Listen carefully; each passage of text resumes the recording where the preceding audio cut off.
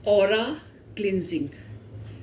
Aura cleansing उतना ही ज़रूरी है जितना कि हमें रोज़ नहाना, कपड़े बदलना, ब्रश करना, बाल बनाना, क्योंकि ये हमारी स्पिरिचुअल हाइजीन है, जो कि सोर्स है हमारे बाहर के जीवन का। जो हम जैसी हमारी फीलिंग्स हो रही है वो उसके अंदर से ही ओरिजिनेट हो रही है, क्योंकि अंदर उसका कोई बीज है उस तरह का जो हमारे को उस तरह की फीलिंग दे रहा है। ऑफ कोर्स वो ट्रिगर होता है बाहर से, फिर कुछ कोई वैसी घटना घट जाती है तो हमारे अंदर। तो कैसे हम ऑरा को साफ़ करेंगे? सबसे पहली टेक्निक है ईजीएस्ट एंड एवरीडे डूएबल, कि हम शावर टेक्निक, यानी कि जब हम शावर करने जाएं तो ये विजुअलाइज करें, इमेजिन करें कि हमारा जो शावर है, जब हमारे सिर के ऊपर से पानी बह रहा है तो स्किन के साथ साथ, ये स्किन के साथ लगी जो ऊर्जा है, हमारी बॉडी का जो मैग्नेटिक फील्ड है, जिसमें से ये जो फीलिंग्स आ रही है, जो मुझे दिख तो नहीं रही लेकिन महसूस हो रही है, होती है,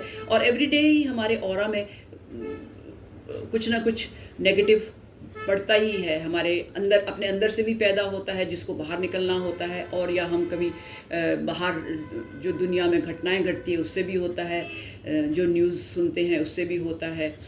तो उसको साफ़ करने का फिर हमें रोज़ साफ़ करना है। तो तरीका यही है, फर्स्ट कि हम अपने शावर से इमेजिन करें कि हमारा थोड़ी देर के लिए आंखें बंद करके शावर से पानी अपने ऊपर से डलता हुआ देखें, और ये सोचें कि वो ऊर्जा क्षेत्र भी साफ़ हो रहा है। सिर्फ हमारी स्किन से ही नहीं पसीना, मैल और वो निकल रहा, बल्कि स्किन में तो इतना मैल पसीना होता भी नहीं है क्योंकि वो कपड़े से प्रोटेक्टेड होती है, लेकिन हमारे ऑरा में तो वो होता है।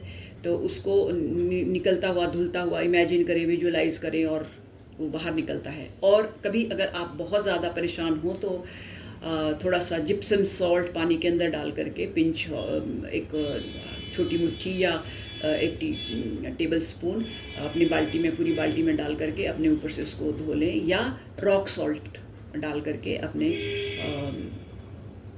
शरीर के ऊपर से उसको डाल दें। तो ये आपका क्लिनजिंग, ऑरा क्लिनजिंग का फर्स्ट एंड इजी स्टेप है।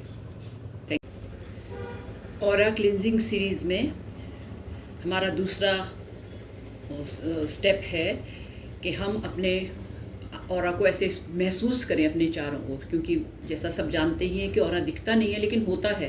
हमारी जो फीलिंग्स होती हैं, हमारे जो वाइसेस होती है, वो हमारे ऑरा में रहती है।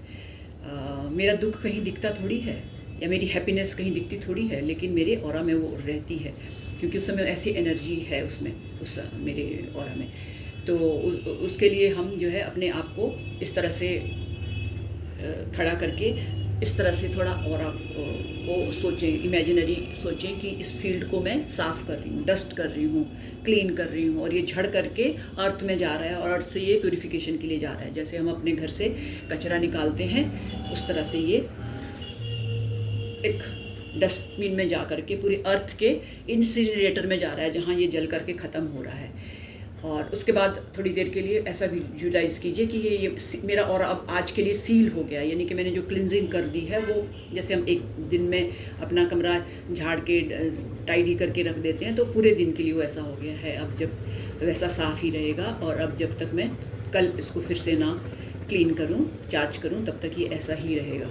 तो ये है सेकंड स्टेप हमारा, और डस्टिंग, या इसको ऐसे भी कर सकते हैं, सिर्फ डस्ट करके, चारों तरफ से डस्ट करके, लेकिन आंखें बंद करके करना है, क्योंकि जब हम आंखें बंद करते हैं तो हमारी एनर्जी कंसंट्रेट होती है, और जब कंसंट्रेट होती है तो काम ज़्यादा अच्छा होता है, क्योंकि जब हमारी आंखें खुली होती है तो हमारा ध्यान बाहर के दुनिया में ज़्यादा होता है, और ये तो अंदर का खेल है। बाहर तो हम नहाते हैं, साफ़ कपड़े पहनते हैं, लेकिन अंदर क्या कर रहे हैं, अभी हम ये स्पिरिचुअल हाइजीन।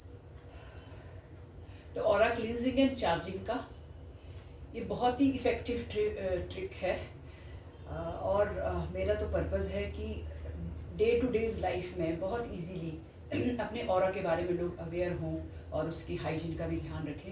तो ये स्टेप है, शायद कुछ लोग ना कर पाएँ जो बहुत एल्डरली है, लेकिन धीरे धीरे करने से ये आ जाएगा। इसको हम वेस्ट में तो इसको पावर योगा कहते हैं, ये बच्चों को सिखाया जाता है जिससे उनका ब्रेन स्ट्रॉन्ग होता है, लेकिन हम यहाँ शायद इंडिया में इसको गणेशा स्क्वाट भी कहते हैं।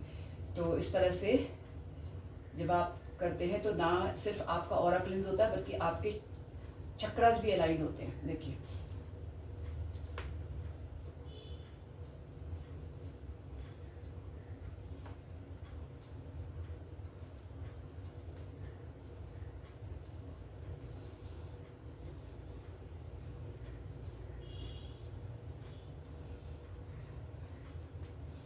आठ 10 या 12 बार, जितनी बार भी आप इजीली कर सकें। शुरुआत ऐसे करें, बाकी आप धीरे से आप बढ़ा सकते हैं।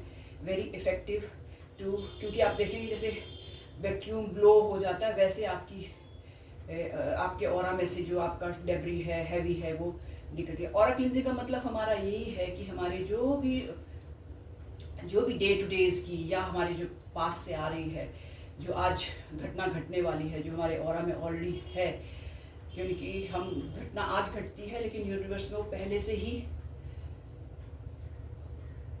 पता होता है। तो that's very effective tool. These are few aura cleansing tools. ये ऑरा क्लिंजिंग के कुछ टूल्स हैं। ये है बुद्धिस्ट बेल, वही जिसको मॉन्क्स बेल करते हैं अपने माइंड को वापस लाने के लिए। और ये है सिंगिंग बोल, इसकी वाइब्रेशन से भी ऑरा क्लिंजिंग होती है, चक्रा चार्जिंग होती है। दिस इज़ तिंगशा बेल, इसकी भी अपनी एक फ्रीक्वेंसी होती है। तो इसी तरह अपने ऑरा पर इसको बजा करके, चक्रों पर इसको बजा करके हम इसकी क्लिंजिंग एंड चार्जिंग करते हैं। एंड दिस इज़ ट्रम्पेट, इसको ऑरा पर धीरे धीरे चलाने से जहाँ भी डेंस एंड हैवी एनर्जी होती है उसको ये सक करता है वैक्यूम की तरह और यूनिवर्स में फेंक देता है प्यूरिफिकेशन एंड चार्जिंग के लिए। ये मैंने एक तिब्बतियन महिला से सीखे थे ये टेक्निक और ये इंस्ट्रूमेंट।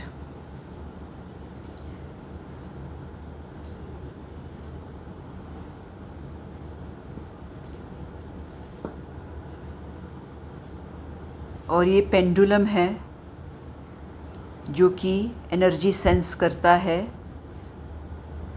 डाउजिंग में यूज़ होता है।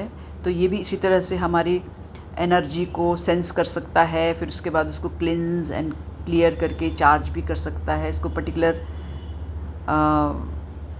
जगह पर रख के इसको बोला जा सकता है sense this energy, and then उसको चार्ज करने के लिए भी बोला जा सकता है। ये हीलिंग में हम यूज़ करते हैं।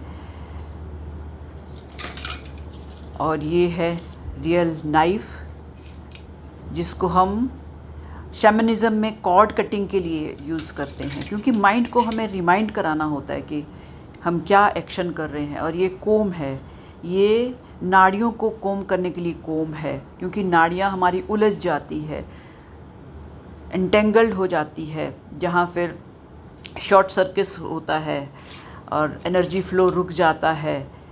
इस बेस्ट टूल है कि आप अपने हाथों से ही करें, लेकिन उस तक पहुंचने के लिए माइंड को इतना याद दिलाने के लिए हमें कुछ टूल्स यूज़ करने होते हैं। ज़रूरी नहीं है कि सब के सब टूल हों।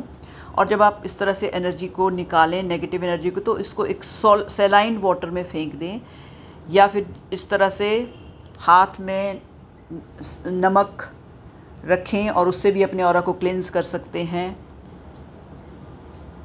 और उसको फिर सलाइन वाटर में फेंक करके बाद में इसको डर्टी ड्रेन में फ़्लो करवा देना है।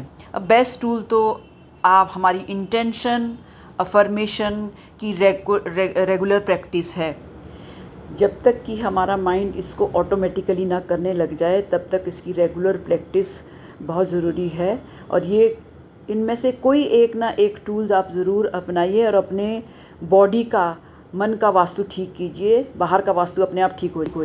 Last but not least are the crystals which attract, amplify, empower, transform and transmute the energy